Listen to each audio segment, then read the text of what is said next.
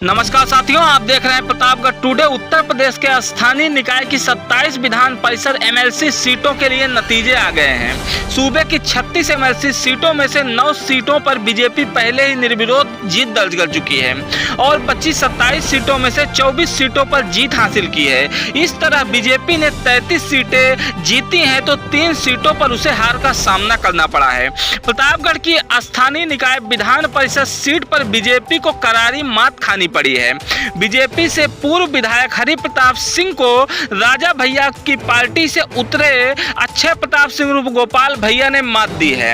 अक्षय प्रताप बाहुबली नेता व कुंडा विधायक रघुराज प्रताप सिंह उर्फ राजा भैया के रिश्तेदार हैं। राजा भैया ने इस सीट पर अक्षय प्रताप को जीत दिलाने में पूरी ताकत झोंक रखी थी। राजा भैया के समर्थन से अक्षय प्रताप सिंह प्रतापगढ़ सीट से लगातार 5 बार से एमएलसी बनते आ रहे हैं और छठी बार भी चुने गए हैं।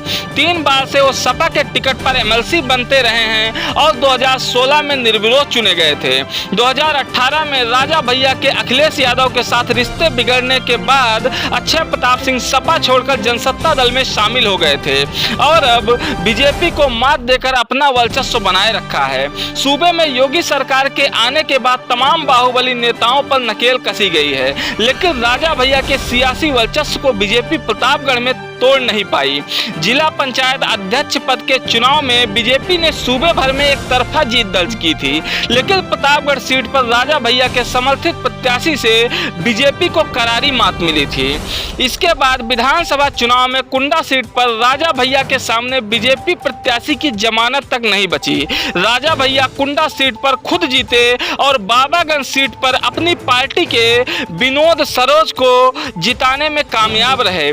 ऐसे में अब देखना है कि जनसत्ता दल किस प्रकार से प्रतापगढ़ उत्तर प्रदेश में अपना वर्चस्व बनाती है और अपने पार्टी का जनाधार बढ़ाती है, और यह भी देखना होगा कि आने वाले समय में एमएलसी चुनाव में वो अपना सियासी वर्चस्व बचाए रख पाते हैं कि नहीं। आपको दिखाएंगे कि राजा भैया ने क्या कहा, लेकिन उससे पहले अगर आपने अभी तक हमारे चैनल को सब्सक्राइब नहीं किया है तो हमारे चैनल को सब्सक्राइब कर लें, बेल आइकन को दबाना ना भूलें, जिससे कि प्रतापगढ़ की आने वाली सभी बड़ी खबरें आप देख सकें सबसे पहले।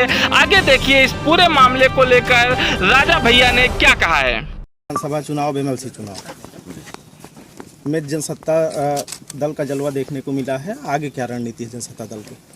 अपने सभी शुभचिंतकों को, सभी समर्थकों को, प्रतापगढ़ के जन जन को हृदय की गहराइयों से आभार व्यक्त करना चाहता हूं, धन्यवाद देना चाहता हूं सभी समर्थकों को, कार्यकर्ताओं को, जिन्होंने दिन रात मेहनत करके हर चुनाव को, जितने चुनावों का आपने नाम लिया है, हर चुनाव में बहादुरी के साथ उन्होंने मेहनत करी और विजयश्री हासिल की। तो उन सब ये प्रतापगढ़ के जनसत्ता दल के सभी सम्मानित समर्थकों, कार्यकर्ताओं की जीत है।